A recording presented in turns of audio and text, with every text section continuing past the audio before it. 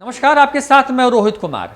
अगर आप जन्म के बाद से ही किसी एक मकान में रह रहे हों और अचानक से आप जब 39 साल के हो जाएं तो आपको ये कहा जाए या आपके साथ ये हो कि आपको उस मकान को खाली करना पड़े तो आप तो पूरी तरीके से टूट जाएंगे। हर इंसान के साथ कमोबेश यही होता है। मकान से लोगों का आत्मीय लगाव होता है। चिराग पासवान का भी है। चिराग पासवान जब 8 साल के थे तब चिराग पासवान अपने पिता रामविलास पासवान के साथ दिल्ली के उस बंगले में गए जहाँ पर उनका पूरा बचपन और वर्तमान की पूरी जवानी भी आप कह सकते हैं वो गुजर रही है। लेकिन रामविलास पासवान के निधन के बाद अब चर्चा इस बात को लेकर के हो रही है कि चिराग पासवान जिस मकान में करीब 31 साल तक रहे उस मकान को उनको खाली करना पड़ सकता है। क्या है पूरी खबर, बताते हैं विस्तार से। बहुत असंभव है कि लोजपा अध्यक्ष चिराग पासवान लुटियन जोन के 12 जनपथ वाले बंगले से बेदखल हो जाएं। यह हुआ तो करीब 30 साल बाद वह दिल्ली के किसी दूसरे मकान में रहेंगे। उनके लिए बुरी खबर यह भी है कि केंद्र में मंत्री बने पशुपति कुमार पारस ने इस बंगले में रहने के प्रति अनिच्छा जाहिर की है। वजह वह अपने बड़े भाई रामविलास पासवान के पर्याय की तरह रहे इस आवास में नहीं रहना चाहते। यहाँ रहने पर उन्हें हर वक्त भाई की कमी महसूस होगी। यह स्थिति उन्हें असहज कर सकती है। चिराग के लिए बुरी खबर इसलिए भी कि पारस अगर इस मकान में रहने जाते तो उन्हें राजनीतिक लाभ मिलता। लोगों से कहते कि चाचा मुझे पार्टी से बेदखल करने की कोशिश तो कर ही रहे हैं, बेघर भी कर दिया। इससे उन्हें बिहार के लोगों से सहानुभूति भी मिलती। लेकिन जिस दिन उन्हें बंगला खाली करने के लिए कहा जाएगा, सहानुभूति हासिल करने के लिए कुछ ना कुछ जरूर करेंगे।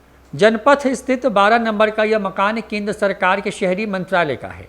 यह केंद्रीय मंत्री या उस स्तर के लोगों के लिए निर्धारित है, यानी कि उस कोटे का है। चिराग महज सांसद हैं, लिहाजा अब इसमें नहीं रह सकते। बीपी सिंह के कैबिनेट में मंत्री रहने के दौरान यह रामविलास पासवान के नाम से आवंटित हुआ था। 31 अक्टूबर 1982 को जन्मे चिराग की उम्र बमुश्किल 8 साल की रही होगी।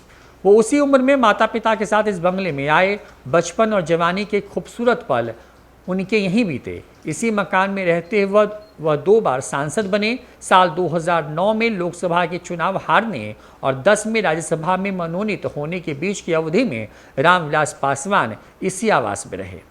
इसके लिए उन्हें बाजार दर पर किराए का भुगतान करना पड़ा। यूपीए सरकार ने मंत्री न रहते हुए भी रामविलास पासवान की वरीयता और उपयोगिता को देखते हुए इस आवास में उन्हें बने रहने दिया।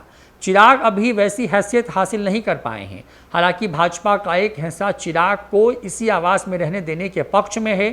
सांसद के नाते चिराग को आवास मिला हुआ है, लेकिन लोकसभा की वेबसाइट पर उनके आवासीय पता के तौर पर 12 जनपथ ही दर्ज है। अधिक संभावना इस बात को लेकर के है कि 12 जनपथ वाला यह बंगला बिहार के ही किसी मंत्री को मिले। ताजा विस्तार में राज्य से सिर्फ 2 नए मंत्री बने हैं। पशुपति कुमार पारस ने इस बंगले में जाने से इनकार कर दिया है। शहरी मंत्रालय ने इन्हें 4 जनपद सहित 3 अन्य बंगले का विकल्प भी दिया है। नए बने इस्पात मंत्री आरसीपी सिंह को अब बड़ा आवास मिलेगा। बहुत संभावना है कि 12 जनपद का आवंटन इनके नाम से ही किया जाए। कानूनी तौर पर लुटियन जोन के बंगले में परिवर्तन नहीं किया जा सकता, खासकर भवन की दूसरी मंजिल नहीं बनाई जा सकती। फिर भी 12 जनपद पर अस्थायी निर्माण के नाम पर काफ़ी विस्तार हुआ है। पासवान जब इस्पात मंत्री थे, स्टील अथॉरिटी ऑफ इंडिया ने मुख्य भवन के पिछले हिस्से में कुछ निर्माण कराया। बाद के दिनों में मुख्य परिसर में भव्य कॉन्फ्रेंस हॉल का भी निर्माण हुआ।